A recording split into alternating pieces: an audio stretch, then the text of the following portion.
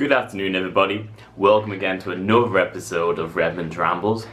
Now, first of all, I always seem like I start these videos with an apology, but today I'm going to apologise with my voice. Now, I've got a little thing I'm just getting over called man flu. So obviously a few people know what man flu is like, and especially us, the male gender, we do like to milk it, as they say the least. So especially if I'm coming to focus there, especially on Friday evening, I went out and I had 2 medium-sized bottles of beer and 2 small bottles of beer, which is like cumulative to about 3 UK pints.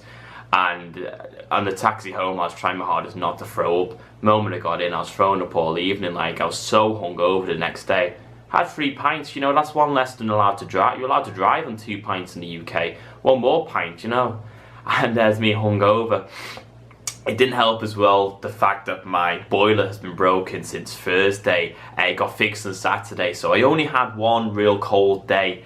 Ironically, it was the coldest day of the year so far, but you know, that's the way the cookie has to crumble at times. But it's speaking of such as me having a cold and the flu, today I'm drinking Pepsi just to keep the blood sugars going. I'm not on alcohol.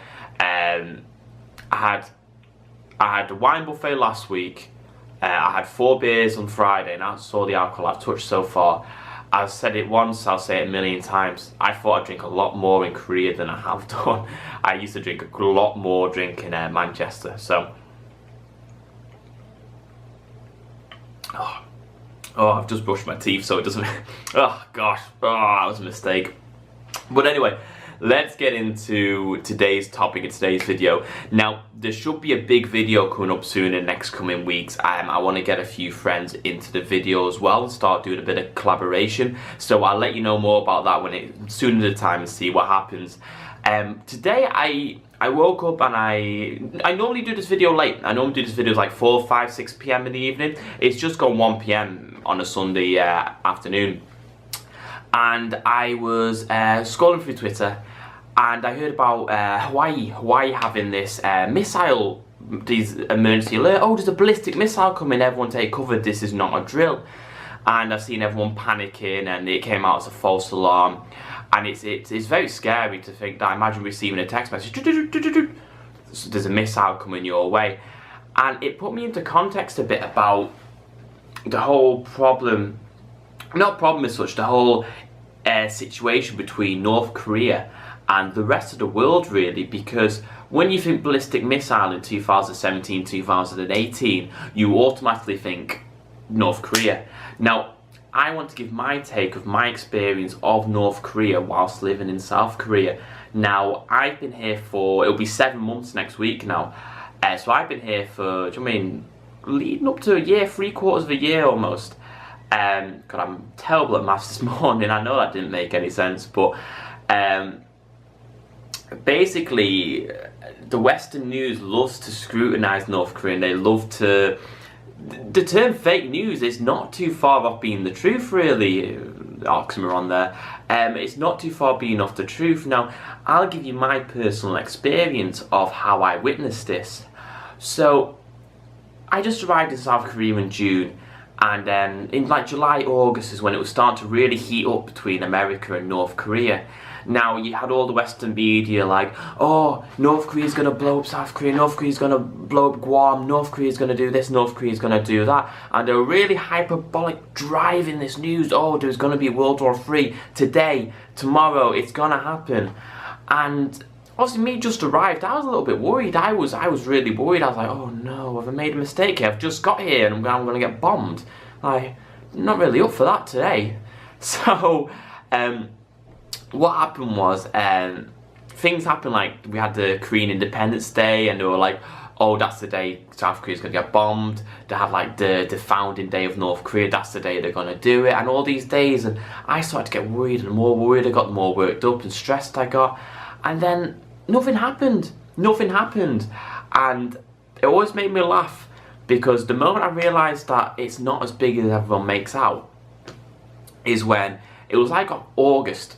Now, I walked home from school one day to find outside my apartment 27-litre bottles of water. Now, don't ask me why they were there. Don't ask me how they got there, but there was 3 packs of 9 bottles of water. And I was like, what are they doing there? So what happened was I left it a week because I didn't want to take them in, they're not mine. So I left it a week. Whoever delivered them at the wrong address. I give you 1 week to sort it out, and then I took them inside. And then during this, there was a Facebook post, I won't name the TV channel, but this UK TV channel wanted to do a special on North Korea and Brits living in South Korea, how they feel about the verdict. So I was like, well, you know, I'd have a bit of this, get a bit on TV, do you know what I mean? I thought it'd be a joke for the lads. Hey lads, look at me, I'm on TV. And so I contacted them, and then they messaged me back, and they said, oh, can we interview you? Can we give you an interview on over the telephone? And if it's good enough, we might arrange an interview with you in Korea and appear on tonight's TV programming. So I was like, yeah, sure, like, yeah, let's go for it. So I got my phone call, and the first question I got was, so what's your emergency procedures of evacuating South Korea when North Korea decides to attack? And I was like, but it's not going to happen. And they were like, yes, but let's just presume that it will happen. So I thought, they want to milk a story out of me, I might as well milk it. So I said, oh, well, you know, I understand with nuclear winters things will get very cold, so I've got my coat on standby. Now this is the height of August, like this is like 30-degree weather, like got my coat on standby. I've also got my 27 bottles of water ready. And she said, what? Yeah, I've got 27 bottles of water waiting for me in my apartment just in case anything happens. She said, why have you done that? And I said, well, that's what you do, isn't it? If there's a nuclear strike and there's a nuclear fallout, then you wouldn't want to leave your apartment, would you? So I ordered 27 bottles of water, I've got loads of dry pasta in, I've got loads of dry noodles in as well, ramen. And she went, are you being serious? I went, yeah, I am. I'm being 100% serious. Will you be able to take a picture of this for me and send it to me? So I went, alright, okay.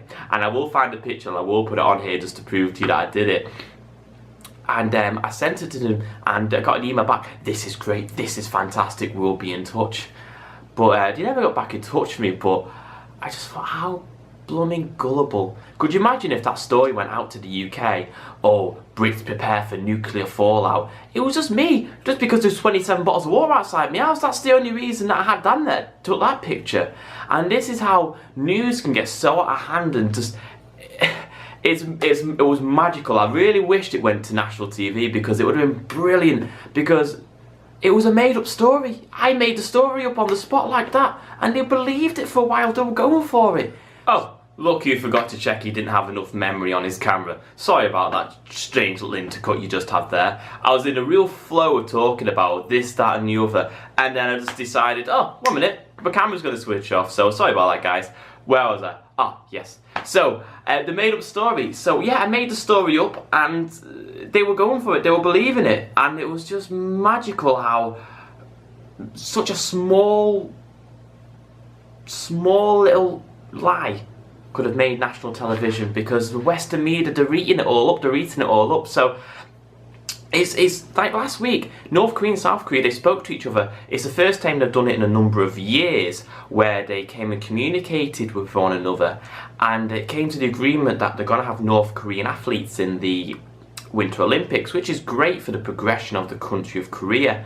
So, now with me, I've said it before and I'll say it again, I should probably know more about US politics than I do, especially living in Korea, because they do have a lot of a strong foot in this country, and especially with their ongoing battle with North Korea. But I'm not a Trump supporter, and I'm not against Trump. I don't know enough to give my verdict or my 10 cents, my 2 cents. I can't do it, because when you see everyone on Twitter arguing with one another, and you see the World Star Hip Hop videos, and you see this, that and the other of the rallies and the arguments, it's like, you're all mad. You're a bit mad, aren't you, with your politics? So I try and stay further away from that as possible. I will say though is that it's a little bit of child's play what's going on at the moment. Now, Kim Jong-un, if he's messaging saying that you've he's got a nuclear button by his desk waiting to press it, is a little bit childish for the leader of the most powerful country in the world to reply with, "I've got a bigger one." Now, do you know what I mean? Like, lads used to say that to one another as a bit of crack, like, "I've got a bigger one, I've got a bigger one." To tweet that out, to say, "I've got a bigger button than you," it just seems a bit strange and farcical to me for, like, a president of the United States of America to do so. Now, I think he's not very popular, is he? He's not very popular in the States, or what you see in the media, obviously. Once again, I said about news being fake and spiralling out of control, but I think he needs to calm down a little bit, because it's just it seems like he's pushing for something,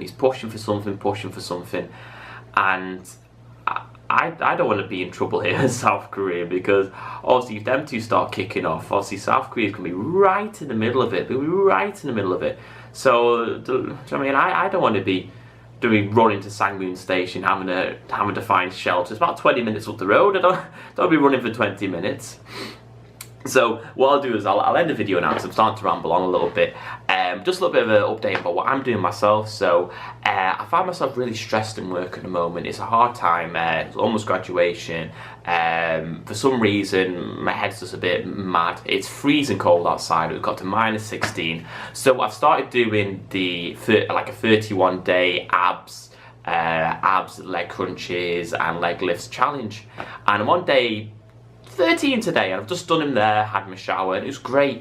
I've also started meditation as well. I've also started meditating, so I'm finding myself, my aura starting to mellow out a bit. So I may talk more about that next week, actually, because it'd be a nice topic to talk about changes that have happened to me in Korea that would have never happened to me if I stayed in Manchester. So I might make a separate video about that next week, depending if I can get a video special out with my friends next week or the week after, because we have filmed a little bit. I'd like to tell you the truth, we have filmed a bit. We're just having a little bit of an issue trying to get all the details put together so it's seamless in what we're saying and what we're doing. So I'll end the video there. I do hope that you enjoyed it. Coming to think about it, this may be maybe sound like Dusty Ruz, baby. This might be a little bit shorter than normal. So please like, subscribe. Please message me, comment on any things you want me to talk about, to improve. I'm always open for criticism. Don't say anything horrible to me though, because as I said, I get enough of that in the street. So ciao, and have a good one.